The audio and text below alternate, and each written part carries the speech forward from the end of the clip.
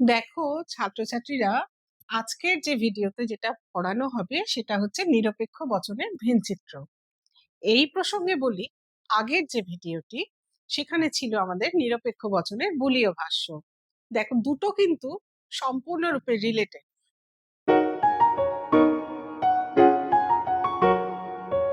তুমি যদি বুলীয় ভাষ্যটি না পারো ঠিক মতো করে করতে, তাহলে কিন্তু ভেনচিত্র করতে পারবে না। তাহলে আমি কি বললাম প্রথমে, যদি তুমি বুলীয় ভাষ্যটি ঠিক মতো করে না করতে পারো তাহলে তোমার ভেন চিত্র করতে কিন্তু অসুবিধা হবে। লক্ষ্য করো, এখানে রয়েছে ভেন চিত্র। চিত্র অর্থাৎ ছবি আঁকতে হবে। তার আগে একটি কথা রয়েছে ভেন। এবার ভেনকে তার কথাও আমি বলবো। তাহলে আগের যে নিরপেক্ষ বচনের বুলীয় ভাষ্যটি ছিল সেইটার সঙ্গে রিলেশন রেখে আমরা কিন্তু এই চ্যাপ্টারটি শুরু করব। আচ্ছা, তোমরা জানো আমাদের সিলেবাসে কিন্তু গত ভিডিওর যে চ্যাপ্টার ছিল নিরপেক্ষ বচনের বুলীয় ভাষ্য, সেখানেও আছে 2 নম্বর। আর নিরপেক্ষ বচনের ভেন চিত্র এখানেও আছে আমার 2 নম্বর। আচ্ছা, আমি এবার এখানে শুরু করি। বলছে দেখো, 19বিংশ শতাব্দীর ইংরেজ গণিতবিদ ও যুক্তিবিজ্ঞানী জন ভিন বুলীয় লিপিকে অনুসরণ করে চিত্রের মাধ্যমে নিরপেক্ষ বচনকে প্রকাশ করার এক অভিনব পদ্ধতি উদ্ভাবন করেন। লক্ষ্য করো এখানে, এই যে জন ভিন যার কথা আমরা বলছি, উনি কার উপরে নির্ভর করলেন? এই বুলীয় লিপিকে অনুসরণ করে তিনি করলেন। তাহলে জন ভিন যে ছবিটা আমাদেরকে দিচ্ছেন সেই ছবিটা কিন্তু বুলীয় লিপিকে অনুসরণ করে। সুতরাং তোমাকেও মনে রাখতে হবে, তোমার এই চ্যাপ্টারের পড়াটা কিন্তু আগের চ্যাপ্টারের সঙ্গে একেবারে রিলেটেড। তুমি ভাবলে হয়তো আমি বাদ দিয়ে পরেরটা পড়বো আগে, তাহলে কিন্তু হবে না। তোমাকে একটুখানি আগের চ্যাপ্টারটি ভালো করে পড়ে নিয়ে পরের চ্যাপ্টারে আসতে হবে। তাহলে আমরা দেখলাম জন ভেন 1834 থেকে 1923 তিনি বুলীয় লিপিকে অনুসরণ করে ছবির মধ্যে দিয়ে নিরপেক্ষ বচনকে প্রকাশ করার যে একটা পদ্ধতিকে নিয়ে এলেন। তোমাদের মধ্যে মনে হতেই পারে যে অ্যারিস্টটলের যুক্তিবিজ্ঞানে তো আমরা নিরপেক্ষ বচন, সামান্য বচন, সামান্য সদর্থক, সামান্য নঙর্থক, বিশেষ সদর্থক, বিশেষ নঙর্থক, আমরা এগুলোকে দেখেছি। তাহলে হঠাৎ করে কেন এইভাবে বুলীয় লিপির ব্যবহার করছি, ভেন চিত্রের ব্যবহার করছি? আসলে ওখানে যে বাক্য গঠনগুলো করা হচ্ছে বচন করতে গিয়ে, এবং সেখানে কিছু কিছু শব্দ নিয়ে আমাদের ভাষাগত সমস্যাও থেকে যাচ্ছে। সেখান থেকে আরো সহজে সাংকেতিক যুক্তিবিজ্ঞান আমাদের লজিককে অনেকটা এগিয়ে দিয়েছে। মূল প্রথমে দেখালেন যেটাকে সংক্ষেপ করে কিভাবে লিপিতে ব্যক্ত করা যায়, এবার সেই লিপিটাকে ছবির মাধ্যমে জন ভেন আমাদের দেখাবেন। তাহলে সেই চিত্রকে বলা হচ্ছে ভেন ডায়াগ্রাম। এই পদ্ধতিটি হচ্ছে আদর্শ আকারে 4 প্রকার শর্তহীন নিরপেক্ষ বচনকে চিত্রের মাধ্যমে উপস্থাপন করা। এখন তাহলে আমি প্রশ্ন তোমাদেরকে বলতে পারি যে এই যে 4 প্রকারের কথা বলছি, তোমার মধ্যে প্রশ্ন হতেই পারে এই 4 প্রকার শর্তহীন নিরপেক্ষ বচন। তাহলে 4 প্রকার শর্তহীন নিরপেক্ষ বচন কে কে? সেটা আবার পুরোনো জায়গায় চলে যাও, তুমি মাথায় রাখো। তাহলে আমার আসছে 4 প্রকার শর্তহীন নিরপেক্ষ বচনের মধ্যে এ, ই,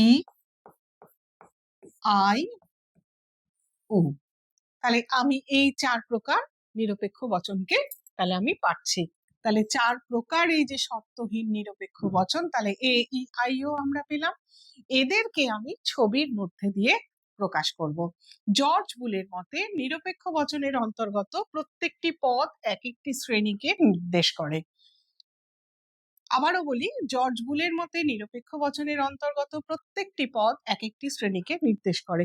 যেমন ধরো এ বচন তুমি লিখছো, এ বচনের একটা উদাহরণ নাও। তুমি এ বচনের উদাহরণ নিয়ে তুমি বলছো, ধরো এইভাবে বলছি, সকল মানুষ হয় মরণশীল।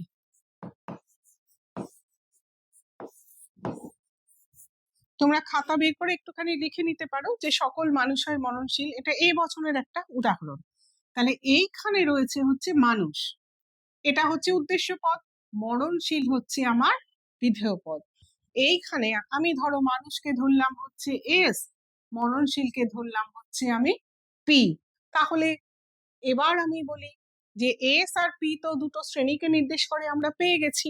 তাহলে এবার বলছে জন ভিন, এই যে জর্জ বুলের নিরপেক্ষ বচনের অন্তর্গত প্রত্যেকটি পদ এক একটি শ্রেণীকে নির্দেশ করে, তোমরা এটা দেখলে যে এক একটা শ্রেণীকে নির্দেশ করে, সেটা আমরা পেলাম। আর ভেন বলছেন এই শ্রেণীকে একটি বৃত্তের সাহায্যে বোঝানো যায়। তাহলে বুল আমাকে লিপির মাধ্যমে দেখিয়েছেন, এটাকে দেখিয়েছিলেন S P bar is equal to 0। এবার ভেন বলছেন এটাকে একটা বৃত্তের মাধ্যমে আমি দেখাতে পারি। তাহলে এই যে বলছে যে বৃত্তের ভেতরে থাকে, যে একটি বৃত্তের মাধ্যমে আমি দেখাবো, আর ভেন বলছেন এই শ্রেণীকে একটি বৃত্তের সাহায্যে বোঝানো যায়। বৃত্তের ভিতরে থাকে সেই শ্রেণীর সমস্ত সদস্য। তাহলে মানুষের জন্য আমি একটা গোল নিলাম, এটা হচ্ছে এস, এর ভেতরে মানুষের সমস্ত সদস্যগুলো এর মধ্যে রয়েছে। আবার মরণশীলের জন্য যদি আমি আর একটা গোল নিই, সেটার নাম দিলাম পি, তাহলে মরণশীলের সমস্ত জিনিসগুলো এর ভেতরে রয়েছে। এবার আমরা এটাকে চিত্রের মাধ্যমে কেমন করে ব্যাখ্যা করব সেই প্রসঙ্গে আমি যাব। দেখো ছবিটা দেখে নাও ভালো করে। ধরো আমি এরকম নিচ্ছি মানুষ,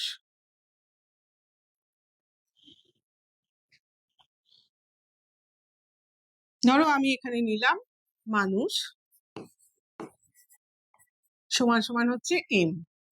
তাহলে এর জন্য আমি একটা গোল নেব, এই একটা গোলাকার অংশ, আমি এখানে এই বৃত্ত যেটা আমাকে ভেন বলেছেন আমি সেটা করলাম, এই যে এম, এই বৃত্তটাকে নেওয়া হয়েছে। এবার এইটাকে আমি একটা বক্স দিয়ে এইভাবে আমি আয়তকার বক্সের মধ্যে সেটাকে রেখে দিলাম। এটা হলো ভেতরে আমার হচ্ছে এম। আয়তকার বক্সের মধ্যে দেখো এই ভেতরে মানুষের সমস্ত জিনিসগুলো রয়ে গেছে, মানুষ শ্রেণীটাই রয়েছে। তাহলে এই বৃত্তের বাইরের অংশটা দেখো, এখানে কিন্তু এম বার, এখানে কিন্তু মানুষের এই শ্রেণীটা কিন্তু নেই। তাহলে এই আয়তকার বৃত্তের মধ্যে অংশের এম রয়েছে, আর এই গোলের বাইরে যে অংশটা সেখানে এম এর বার রয়েছে, যে এখানে মানুষ শ্রেণীর কোনো সদস্যের অস্তিত্ব কিন্তু নেই। আর এই যে একটা স্কোয়ার করা হচ্ছে, একে বলা হচ্ছে ইউনিভার্সাল, এইটাকে বলা হচ্ছে বিশ্বব্যাপক বর্গক্ষেত্র। তাহলে এই ছবিটা বুঝতে পারলে এখানে আর একবার দেখে নাও ভালো করে।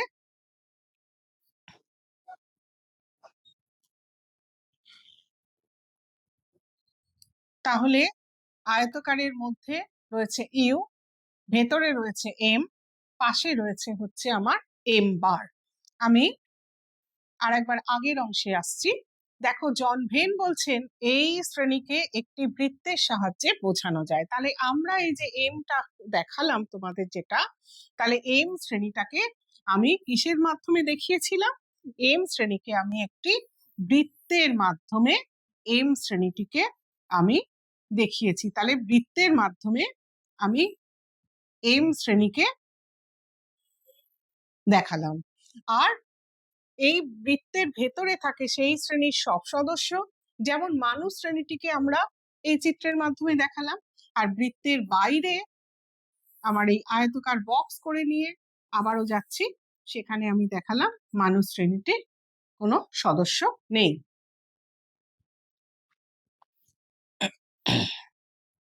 এখানে এস কেও সেইভাবে দেখানো হয়েছে যে এস হচ্ছে একটা শ্রেণী, তার ভেতরে রয়েছে বৃত্তের মধ্যে, বাইরে রয়েছে কিন্তু এস শ্রেণীর কোনো সদস্য নেই, সেটাকে কিন্তু এস বারের মাধ্যমে দেখিয়ে দেওয়া হয়েছে।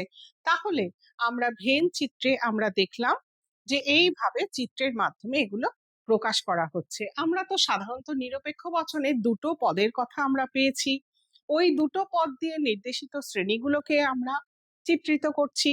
এবার আমি একটা কথা বলি তোমাদেরকে, যখন আমরা একটি বচন এ কথা মানে ধরো এটাকে যখন আমি প্রকাশ করছি যে এস নেই, আমি এখানে করছি,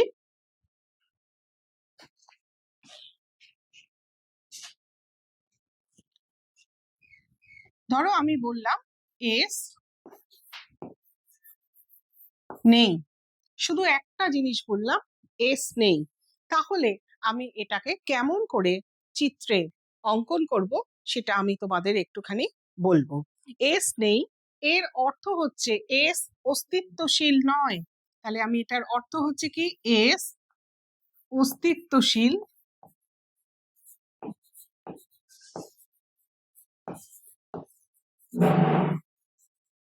এস অস্তিত্বশীল নয়। তাহলে একে আমাকে যখন চিত্রে প্রকাশ করতে হবে তখন তাহলে বলা হচ্ছে যে এটা হচ্ছে যে এস হচ্ছে শূন্য পদ। তাহলে আমি কেমন করে আঁকবো? এই যে দেখো অঙ্কনটা করে দেওয়া আছে। প্রথমে আমি একটা বর্গাকার ক্ষেত্র নিলাম, তার ভেতরে আমি এস আঁকলাম, বাইরে হচ্ছে এস নেই।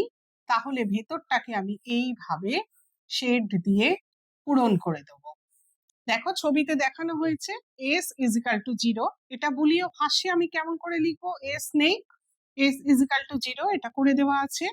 আর এই বর্গাকারটাকে, বর্গাকার ক্ষেত্রের মধ্যে আমার বৃত্তটি রয়েছে এবং সেটাকে শেড দিয়ে ফিল আপ করে দেওয়া হয়েছে। এটা হচ্ছে এস অস্তিত্বশীল নয়, তার হচ্ছে ভেন চিত্র। বুঝতে পেরেছো নিশ্চয়ই সকলে? এবার পরের অংশে যাই। এখানে বলেছিলাম এস নেই, এবার ধরো আমি বললাম এস আছে।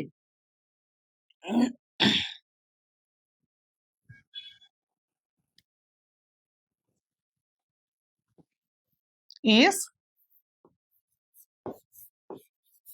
আছে, তাহলে তোমার লেখাটা কিরকম দাঁড়াবে?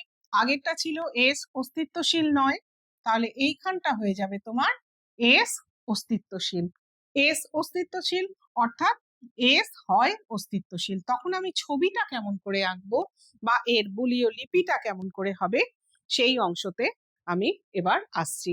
আগের অংশের ভেন চিত্রটা তোমরা দেখে নিয়েছো।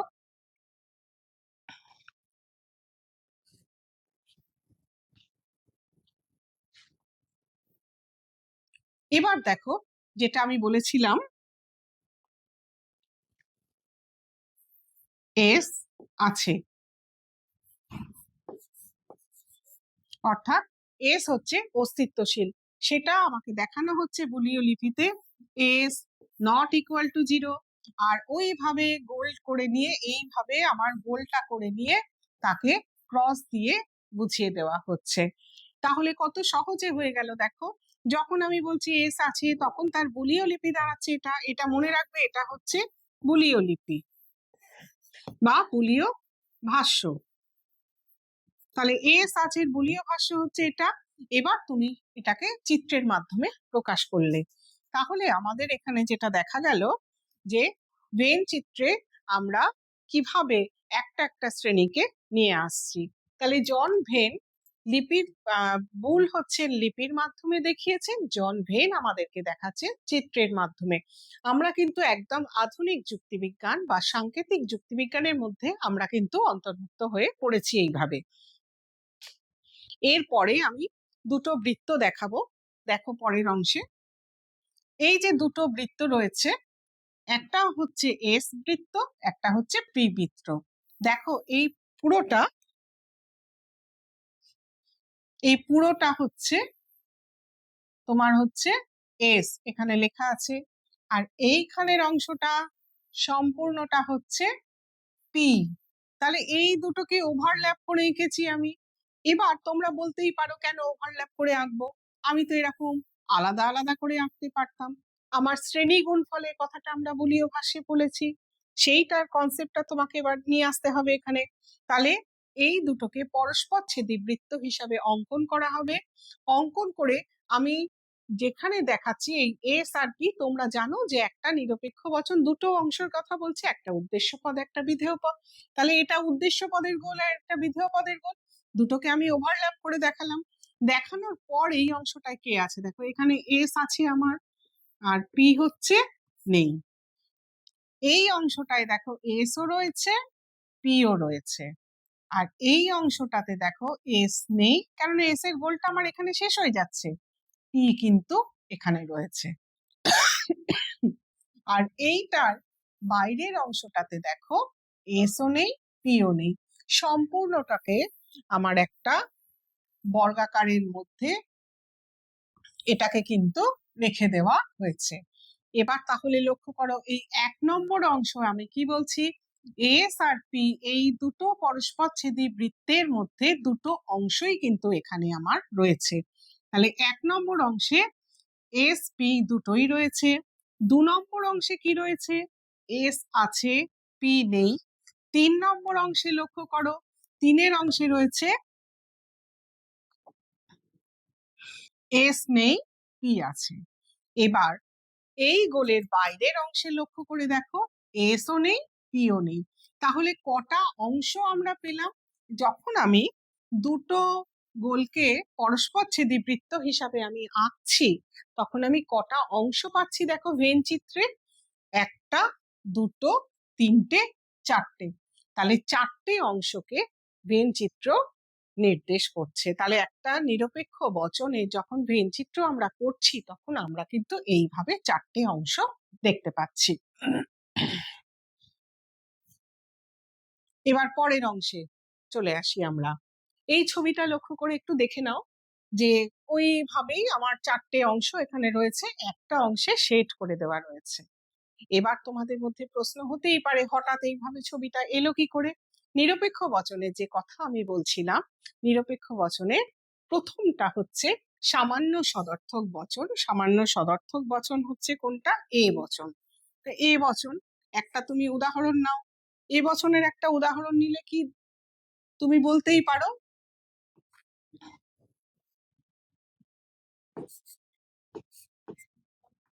এ বচনের উদাহরণ নিয়ে আমি লিখছি, সকল মানুষ হয় মরণশীল।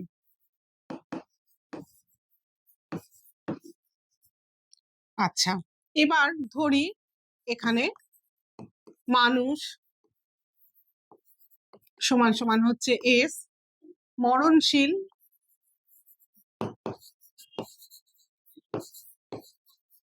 সমান সমান হচ্ছে পি। তাহলে এই বুলীয় ভাষ্যটা, এই বচনের বুলীয় ভাষ্যটা কিরকম দাঁড়াবে? তাহলে এবার বুলীয় ভাষ্য বলি। বুলীয় ভাষ্য হচ্ছে S P bar is equal to 0। তাহলে এ বচনের বুলীয় ভাষ্য হচ্ছে S P bar is equal to 0। এইটুকু কিন্তু তোমরা আগের চ্যাপ্টারে পড়েছো। এবার কেমন মজা দেখো, আগের চ্যাপ্টারের এইটুকু অংশ তোমাকে এখানে অ্যাপ্লাই করতে হবে। এইটুকু অংশ করে নেওয়ার পর তুমি এবার চলে এসো চিত্রতে। তাহলে চিত্রটা কেমন করে আঁকবো? দুটো পরস্পরচ্ছেদী বৃত্ত আমি আঁকছি এখানে, একটা হচ্ছে এস, একটা হচ্ছে পি। দেখো এখানে হচ্ছে এস, এখানে হচ্ছে পি। তাহলে আমার এখানে বলেছে কি এস আছে পি নেই। তাহলে কোন অংশটি হচ্ছে এস আছে পি নেই? এই যে অংশটা, এই অংশটাকে আমরা কি করব, এইভাবে শেড দিয়ে দেব। তাহলে এ বচনের ভেন চিত্রটা দাঁড়াচ্ছে কি রাখো না, এস আছে পি নেই বুলীয় ভাষ্য অনুসারে, যে এই রকম হচ্ছে তোমার এ বচনের ভেন চিত্রটি দাঁড়াবে। অর্থাৎ এখানে বোঝানো হচ্ছে যে সকল মানুষ হয় মরণশীল, এই অংশটি ভেন চিত্র বুলীয়, প্রথমে তুমি কি করবে, বুলীয় ভাষ্য করবে, তারপরে তুমি ভেন চিত্রতে আসবে। তাহলে এ বচনের ভেন চিত্রের ছবিটা তুমি দেখে নাও ভালো করে, তাহলে বোঝা গেল। তাহলে এ বচন যখন আমার এলো, তখন আমি কিভাবে এলাম, আবার S P bar is equal to 0, এটা ছিল আমার এ বচনের বুলীয় ভাষ্য। তার ছবিটা দাঁড়াচ্ছে আমার এইরকম।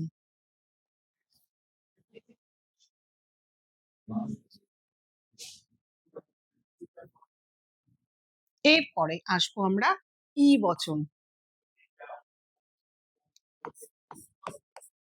ই বচন তোমরা জানো, ই বচন হচ্ছে সামান্য নঙর্থক বচন। এ বচন ছিল আমার সামান্য সদর্থক, ই বচন হচ্ছে সামান্য নঙর্থক। তুমি একটা উদাহরণ নিতেই পারো, উদাহরণ নিয়ে এই ছবিটা এইভাবে হবে। আমি সাংকেতিক উদাহরণ নিয়ে দেখাচ্ছি। কোনো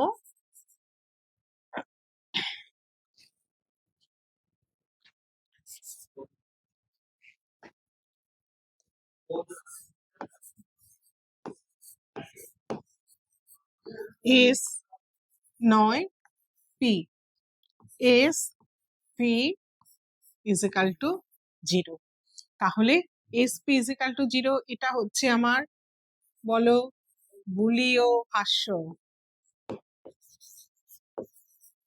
তাহলে S P is equal to 0 করে নিলাম। এবার তার সঙ্গে আমার ছবিটা কেমন হবে দেখো, এই হচ্ছে এস এর গোল, এই হচ্ছে পি এর গোলটা, এই এস পি, এখানে এস আছে পি নেই, এস পি দুটোই আছে, এস নেই পি আছে। তাহলে এই অংশটা কোথায় বোঝাচ্ছে দেখো, এস পি দুটো অংশই রয়েছে, দুটো অংশ রয়েছে, এই মাঝখানটা আমি শেড করে দিলাম। এবার প্রশ্ন হতে পারে দুটোতে আমি শেড করলাম কেন? আমরা জানি এ আর ই হচ্ছে সামান্য বচন, সামান্য বচনে ভেন চিত্রে চিত্রিত করতে গেলে কিন্তু শেড দিয়ে দেখাতে হবে। শেড দিয়ে দেখানোর অর্থ যে এই শ্রেণীটি হচ্ছে তোমার শূন্য শ্রেণী, এখানে কারোর কোনো অস্তিত্ব নেই।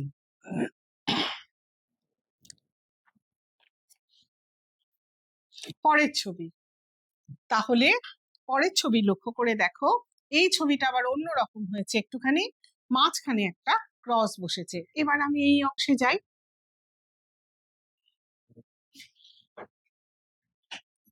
প্রথমে ছিলাম এ,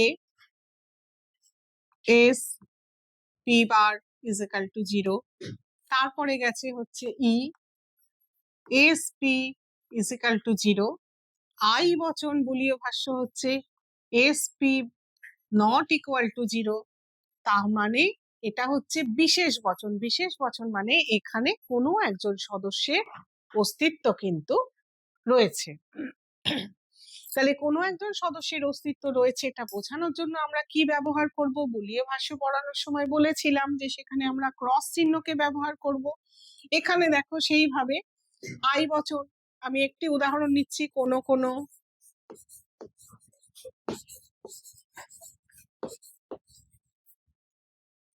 কোনো এস হয় পি, তাহলে বুলীয় ভাষ্য অনুসারে কি হচ্ছে,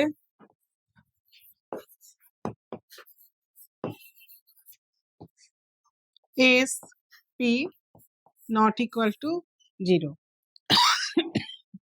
ছবিটা আঁকছি দেখো, এই একটা এস এর গোল, পি এর গোল, এস পি, এখানে এস আছে পি নেই, এস পি, এখানে হচ্ছে এস নেই পি আছে।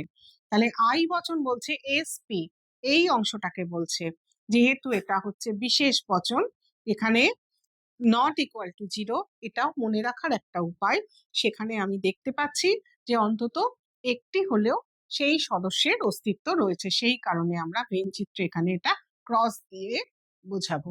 দেখো ছবিতে এখানে কিন্তু এই ক্রসটা দিয়ে বোঝানো হয়েছে। তাহলে এই অংশটা আই বচনকে চিহ্নিত করলো, আমরা এইভাবে ক্রস দিয়ে কিন্তু বোঝালাম। আশা করি সকলে বুঝতে পারছো। এরপরে চলে এসো তোমরা পরের অংশে।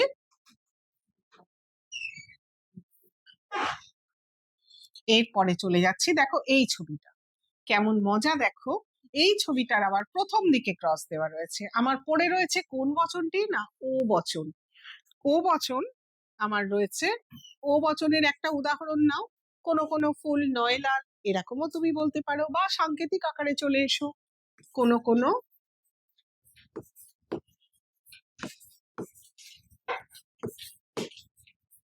এস নয় পি, এটা আমি নিলাম। এবার বুলীয় ভাষ্য কি করবে তুমি,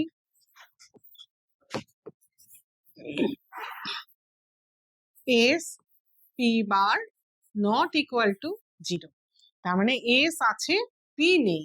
কোন অংশটাকে বোঝাচ্ছে লক্ষ্য করো তুমি, এই যে ওভারল্যাপ করে আমি গোলটা নিলাম, এটা হচ্ছে এস, এটা হচ্ছে পি, তাহলে এস আছে পি এখানটায় নেই, এখানে এস পি দুটোই রয়েছে, এখানে এস নেই পি আছে।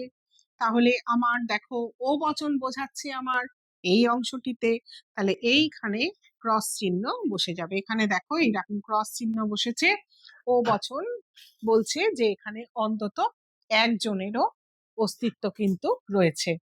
তাহলে এইখানে লক্ষ্য করার একটা বিষয় যে আমরা সামান্য বচনকে যখন ভেন চিত্রে চিত্রিত করলাম তখন আমরা এরকম শেড দিয়ে দিয়ে করলাম, গোলের মধ্যে এটাকে এরকম শেড দিয়ে ভরাট করে দিলাম। আর যখন আমি বিশেষ বচনকে চিত্রিত করলাম তখন কিন্তু আমি এইভাবে ক্রস দিয়ে চিত্রিত করলাম। তাহলে এইভাবে কিন্তু আমাদের ভেন চিত্র এ ই আই ও বচনের বলা হলো।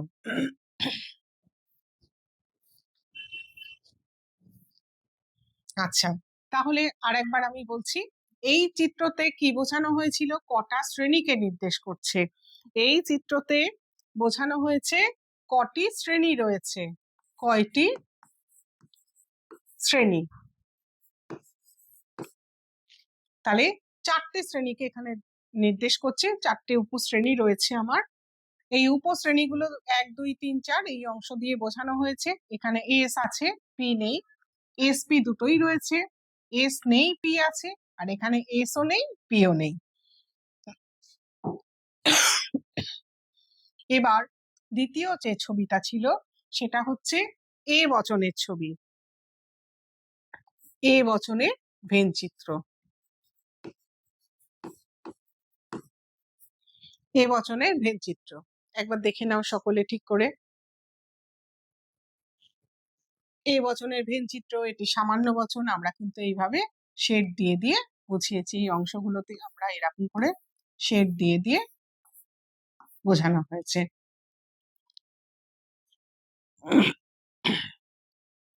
এবার ই বচন, এটা হচ্ছে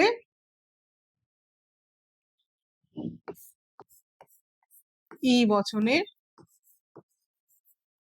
ভেন চিত্র।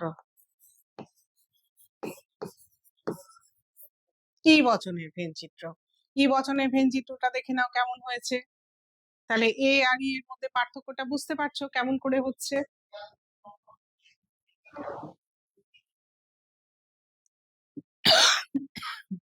এরপর এটা আই বচনের ভেন চিত্র।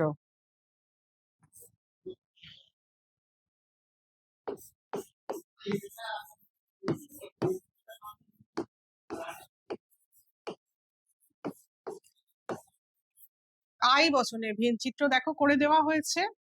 এরপর এটা খুব ভালো করে দেখে নাও। এরপরে আমরা যাব ও বচনের ভেন চিত্র।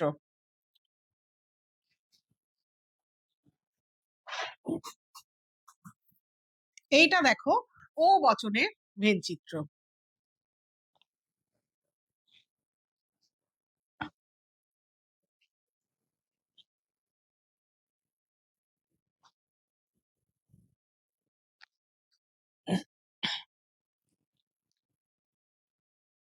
এটা ছবিটা রয়েছে, এটা হচ্ছে আই বচনের ভেন চিত্র।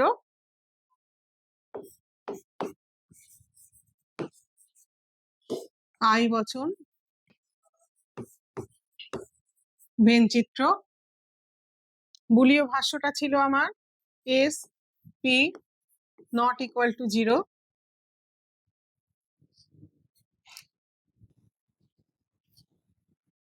এই যে ছবিটি দেখতে পাচ্ছ এটি হচ্ছে ও বচনের ভেন চিত্র।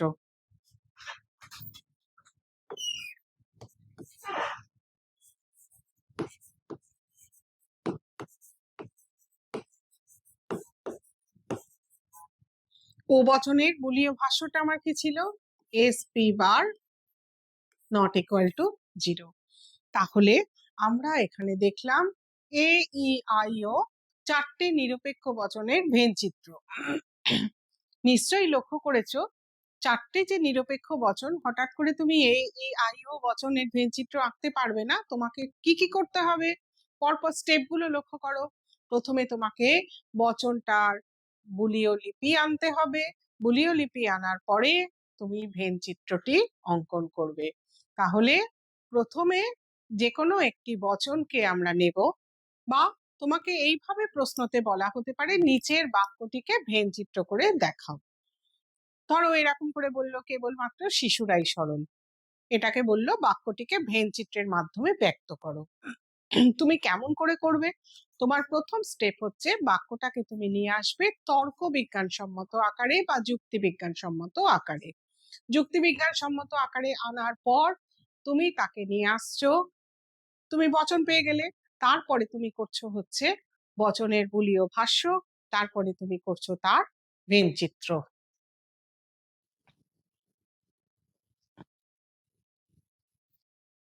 এবার আরেকটি মজার জিনিস দেখো, এখানে বুলীয় ভাষ্য পড়ানোর সময় আমি একক শ্রেণীর কথা একটু বলেছিলাম।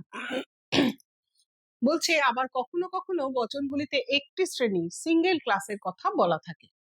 এখানে যেসব ক্ষেত্রে সরাসরি পদের অর্থ অনুসারে প্রথমে বুলীয় ভাষ্য গঠন করতে হয়, তারপর ভেন চিত্রায়ন করতে হবে, সেখানে কিভাবে করা হচ্ছে, ধরো এরকম বলা হলো ভূত আছে, তখন বুলীয় ভাষ্য কি হবে? ভ ইজিক্যাল টু 0।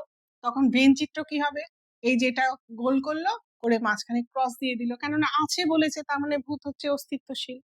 এবার বললো ভূত নেই, তখন তুমি তার ভেনচিত্র কেমন করে করবে? বুলীয় ভাষ্য অনুসারে তুমি ভ ইজিক্যাল টু 0, তাহলে ভেনচিত্র করার সময় তোমাকে পুরোটা এইভাবে করে শেড করে দিতে হচ্ছে, পুরোটা এইভাবে করার পর তুমি এরকম করে শেড করে দিতে পারছো। কখনো কখনো বচনের দুটি শ্রেণী থাকলেও একটি শ্রেণী বলে বিভ্রান্তি হতে পারে, সেই সব ক্ষেত্রে বচনগুলির অর্থ বুঝে তাদের যৌক্তিক আকার গঠন করতে হবে, বুলীয় ভাষ্য এবং ভেন চিত্রায়ন করতে হবে। এরপরে আমি একটা স্টেপে আসি, যে তোমরা তো বুলীয় ভাষ্য এবং ভেন চিত্র তোমরা করছো, তার আগের অংশ যেটা তোমরা করে এসছো, একটা বচন তুমি ধরো নিলে হচ্ছে এ বচন, তাহলে এ বচন নেওয়ার পরে এ বচন যেটা আমি উদাহরণে বলছিলাম যে কেবলমাত্র শিশুরাই সরল, তুমি তার যৌক্তিক আকার কিভাবে করবে? তাহলে তোমার প্রথম কাজ হচ্ছে যৌক্তিক আকার।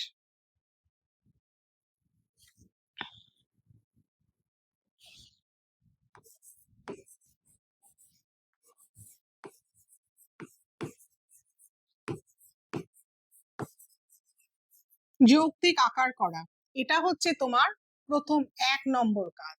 2 নম্বর কাজ হচ্ছে যৌক্তিক আকারে যখন তুমি চলে আসছো তখন তুমি পেয়ে যাচ্ছ বচনটি। এবার বচনটা যখন তুমি পেয়ে যাচ্ছ, বচনের মধ্যে কি কি বচন পাচ্ছ? এ পেতে পারো, ই পেতে পারো, তুমি আই পেতে পারো, আবার ও পেতে পারো। তাহলে প্রথমে তোমাকে ঠিক মতো বচনটাকে যৌক্তিক আকারে আনতে হবে। বচনটিকে যৌক্তিক আকারে যেই তুমি নিয়ে চলে এলে, তখন তোমার কিন্তু 4টে নিরপেক্ষ বচনে চলে এলে, এ, ই, আই, ও।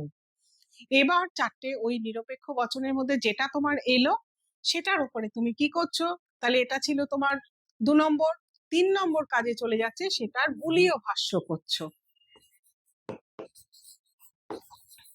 বুলীয় ভাষ্যটা তোমাকে তৈরি করে নিতে হচ্ছে। 4 নম্বরে গিয়ে তুমি কি দাঁড়াচ্ছে? 4 নম্বরে গিয়ে তোমার কাজ হচ্ছে ভেন চিত্র তৈরি করা। তাহলে সাবেকি যুক্তিবিজ্ঞানে তুমি যেটা দেখেছো সেটা অ্যারিস্টটলের ইয়েতে আমরা ভাষা দিয়ে করেছি, আর এখানে আমরা যেটা করছি সংকেতের মাধ্যমে, ছবির মাধ্যমে অনেক সহজে আমরা লজিকটাকে কিন্তু করতে পারছি। ন্যায়গুলোকেও তোমরা এইভাবে করতে পারবে, যদিও তোমাদের সিলেবাসে অতটা নেই। আমাদের ভেন চিত্রটা এইভাবে করতে হবে, এইটুকুনি আমি একটু বললাম। একবার একটু ভালো করে দেখে নাও তোমরা পুরো পড়াটা একবার।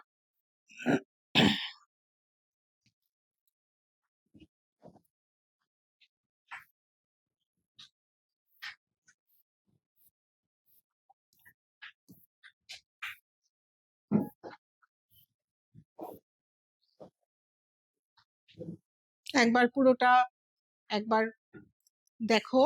আমরা ইংরেজ গণিতবিদ জন ভেনকে পাচ্ছি, বুলীয় লিপিকে অনুসরণ করে তিনি নিরপেক্ষ বচনকে চিত্রের মাধ্যমে নিয়ে এলেন, তার নাম অনুসারে এটার নাম হলো ভেন চিত্র। উদ্ভাবকের নাম অনুসারে এটা হয়েছে ভেন ডায়াগ্রাম।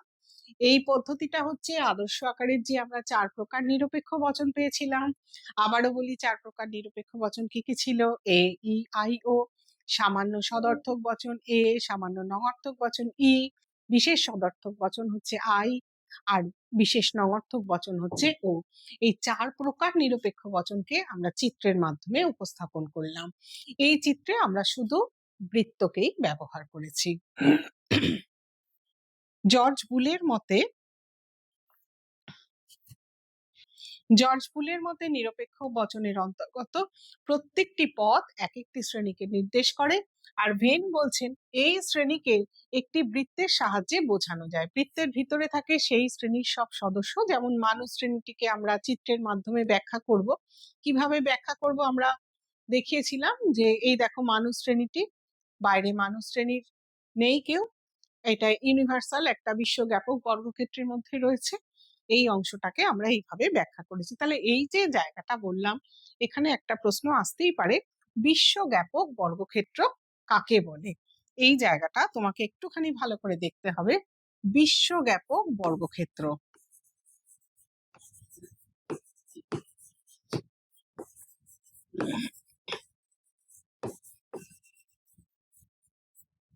বিশ্বব্যাপক বর্গক্ষেত্র দেখো বোঝানো রয়েছে।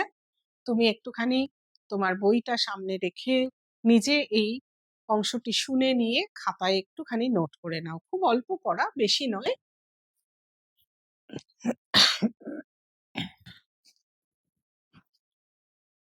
এরপরে দেখো এ শ্রেণীকে দিয়েও সেটা বোঝানো হয়েছে। এইটা s ইজিক্যাল টু 0, এইটার অর্থ কি? s ইজিক্যাল টু 0, এটার অর্থ কি তোমাকে বলতে হবে। s ইজিক্যাল টু 0 একটা শূন্য শ্রেণী। কিভাবে বোঝানো হচ্ছে, কিভাবে আমরা অঙ্কন করছি, বা এ শ্রেণীর কিন্তু এখানে কোনো অস্তিত্ব নেই। এরপরে দেখো অস্তিত্ব আছে আমরা কেমন করে বুঝিয়েছি। দুটো পরস্পরচ্ছেদী বৃত্ত কটি অংশকে নির্দেশ করছে সেটা ছবিতে দেখানো হয়েছে। এ বচনের ভেন চিত্র, ই বচনের ভেন চিত্র, আই বচনের ভেন চিত্র, ও বচনের ভেন চিত্র। এর পরের যে অংশটি দেখিয়েছি, সিঙ্গেল ক্লাস হলে কেমন করে তুমি ভেন চিত্র করবে। ভূত আছে বা পরী আছে, মৎস্যকন্যা আছে, যখন আমরা এইভাবে এক একটি শ্রেণীকে বোঝাচ্ছি তখন কেমন করে করব। ভূত আছে বললে আমার এইভাবে গোলটি করে নিয়ে এই গোলটা এইভাবে করে মাঝখানে হচ্ছে ক্রস চিহ্ন হবে। এই গোলটা হচ্ছে ভূতের অংশ, মানে ভূত শ্রেণীকে বোঝানো হচ্ছে। আর যদি আমি বলি ভূত নেই, তাহলে এইভাবে করে নিয়ে গোলটা এরকম করে করে তুমি এরকম করে শেড দিয়ে দেবে। এই অনুরূপ ভাবে হতে পারে পরী আছে, মৎস্যকন্যা আছে, পরী নেই, মৎস্যকন্যা নেই। এইভাবে আমরা কিন্তু ভেন চিত্র করব।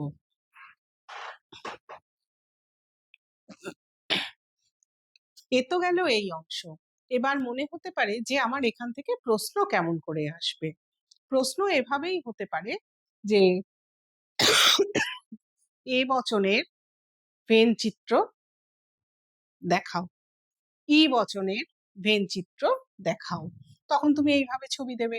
এবার বললো আই বচনের ভেন চিত্র দেখাও, তুমি এইভাবে ছবি দাও। ও বচনের ভেন চিত্র দেখাও, তুমি এইভাবে ছবি দিয়ে দেখাও। এর সঙ্গে তুমি যেটি করবে, প্রথমে তুমি এইভাবে লিখে দেবে। ধরো এই ও বচনের ভেন চিত্র দেখাচ্ছ, তুমি ও বচনের একটা উদাহরণ নাও, দেখিয়ে দাও কোনো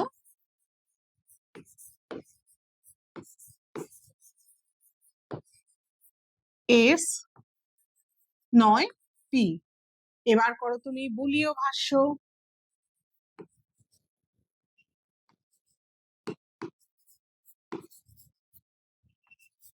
S P not equal to 0, তারপরে ভেন চিত্র। ভেন চিত্রটা এইভাবে করে দেখিয়ে দাও। তাহলে আমার চারটে নিরপেক্ষ বচনের এ ই আই ও, চারটে নিরপেক্ষ বচনের ভেন চিত্র এইভাবে তোমরা অঙ্কন করবে। আবারও বলি, দুটো চ্যাপ্টার কিন্তু রিলেটেড। তাহলে তুমি আগে বুলীয় ভাষ্য করতে পারলে তবেই কিন্তু ভেন চিত্রটি অঙ্কন করতে পারবে। এবার একটু অন্য প্রসঙ্গে যাই। এই প্রশ্ন নিয়ে আলোচনার ক্ষেত্রে ধরো তোমাকে প্রশ্ন দিল নিম্নলিখিত বচনগুলির বুলীয় লিপি সহ ভেন চিত্র অঙ্কন করো। নিম্নলিখিত বচনগুলির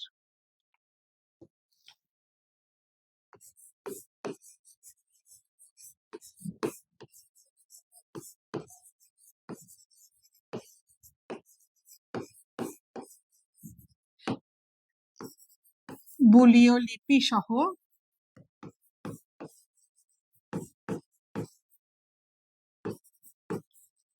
ভেনচিত্র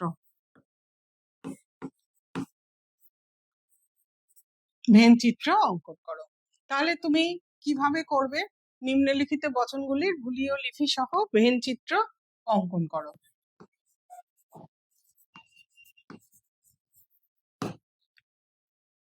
বুলীয় লিপি সহ ভেনচিত্র অঙ্কন করো, দিয়ে এরকম করে দিল যে সাধুরাই একমাত্র ধার্মিক।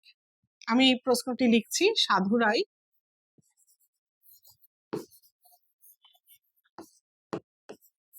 একমাত্র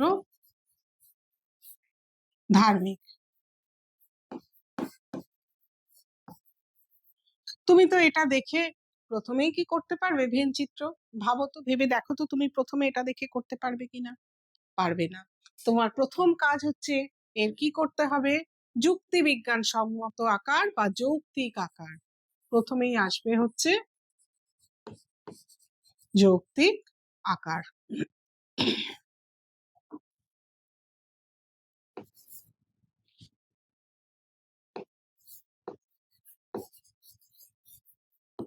যৌক্তিক আকারে তুমি কেমন করে করবে? সাধুরাই একমাত্র ধার্মিক, তোমাকে এবার সেই বচনে পরিণত করার নিয়মটি মনে করে নিতে হবে। একমাত্র থাকলে কি হয় জানো, উদ্দেশ্য বিধেয় চেঞ্জ হয়ে যায়। তাহলে হবে সকল ধার্মিক ব্যক্তি হয় সাধু।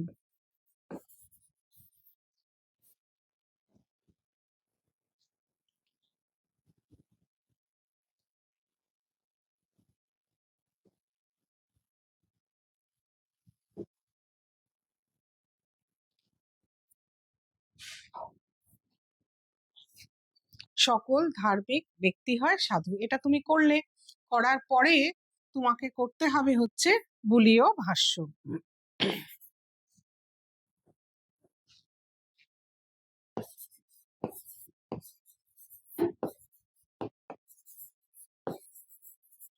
বুলীয় ভাষ্য কি করবে? ধরি ধার্মিক ব্যক্তি সমান সমান হচ্ছে এস, সাধু সমান সমান হচ্ছে পি। তাহলে এস আর পি ধরা হয়ে গেল। এরপরে তোমার কি হচ্ছে, এটা রয়েছে কোন বচন তোমার, সাধুরাই একমাত্র ধার্মিক।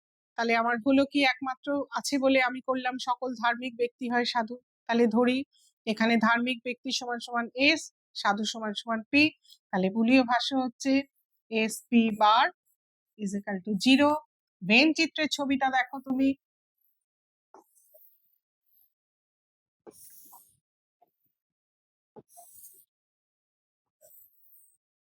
এস পি, তাহলে আমার ছবিটা চলে আসছে এখানে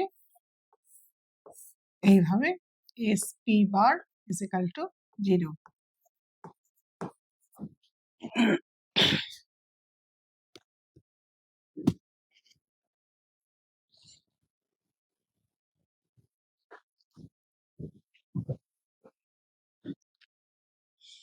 এইখানে যে আলোচনাটা চলছিল নিরপেক্ষ বচনের ভেনচিত্র, এবার আমি প্রশ্ন উত্তর সম্পর্কে একটুখানি বলি যে প্রশ্ন এখান থেকে কেমন করে আসতে পারে নিরপেক্ষ বচনের ভেনচিত্র থেকে।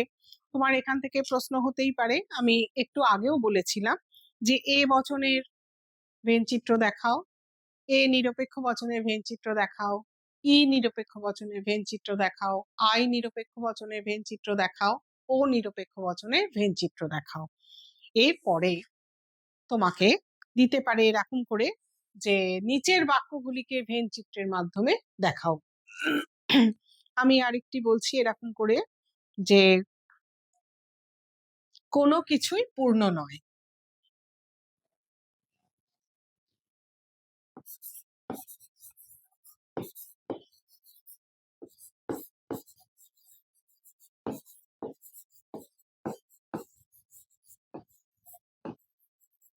কোনো কিছুই পূর্ণ নয়।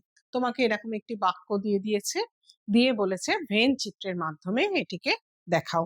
তুমি তাহলে কিভাবে করবে? কি বচন হতে পারে এটা? তোমাকে বচনের রূপ বা যৌক্তিক আকারে নিয়ে আসতে হবে যে কোনো বস্তু নয় পূর্ণ। তাহলে যৌক্তিক আকার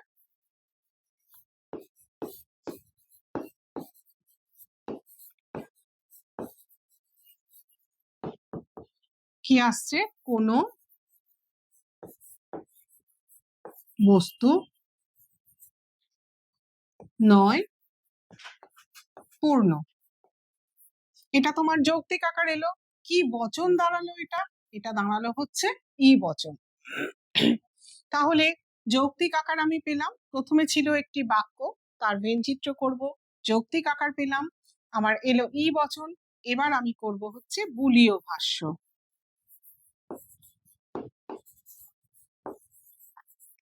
বুলীয় ভাষ্যতে আমার কি হবে? S P is equal to 0। এবার ভেনচিত্র। ভেনচিত্র আঁকতে গেলে কেমন করে আঁকবে তুমি? লক্ষ্য করো এবার আঁকাটা।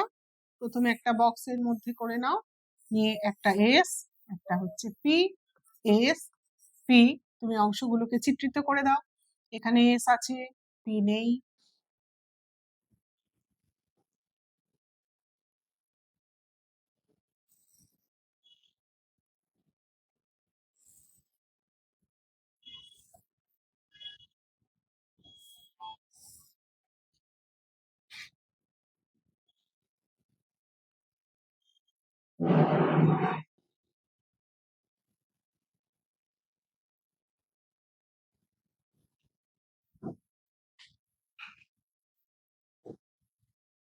দেখো আঁকাটা।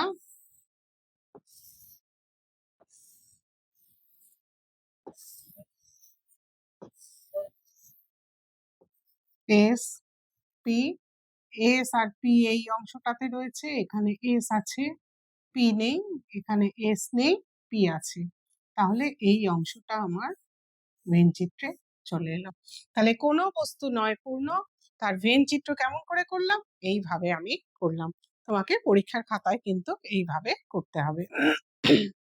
এছাড়াও বচনের ভেন চিত্রগুলো করতে দেওয়া হতে পারে, বা এইভাবে বলা যেতে পারে যে বিশেষ নঙর্থক বচনের ভেন চিত্র দেখাও, সামান্য সদর্থক বচনের ভেন চিত্র দেখাও, বিশেষ সদর্থক বচনের ভেন চিত্র দেখাও। এগুলো একটুখানি তোমরা পড়ার সময় লক্ষ্য করবে, এছাড়া আর কিছু নেই। বিশেষ নঙর্থক বচনের বুলীয় রূপ এবং ভেনচিত্র দেখাও, এইভাবেও বলতে পারি। বা এ বচনের বুলীয় রূপ এবং ভেনচিত্র দেখাও, এভাবেও হতে পারে। তাহলে নব্য যুক্তিবিজ্ঞানে আমরা ভেনচিত্র করার সময় যে দুটি পরস্পরচ্ছেদী বৃত্ত অঙ্কন করলাম, সেখানে কটা শ্রেণী, কটা উপশ্রেণীকে আমি পেলাম, উপশ্রেণী সেটা তোমাকে বলতে হবে। এস পি, আমি ওভারল্যাপিং বৃত্ত আঁকলাম পরস্পরচ্ছেদী, সেখানে 4টে অংশ পেয়েছি, সেটা কিন্তু তোমাকে দেখিয়ে দিতে হবে, ছবির মাধ্যমে দেখিয়ে দিতে হবে। কিভাবে ছবির মাধ্যমে তুমি দেখাবে দেখো।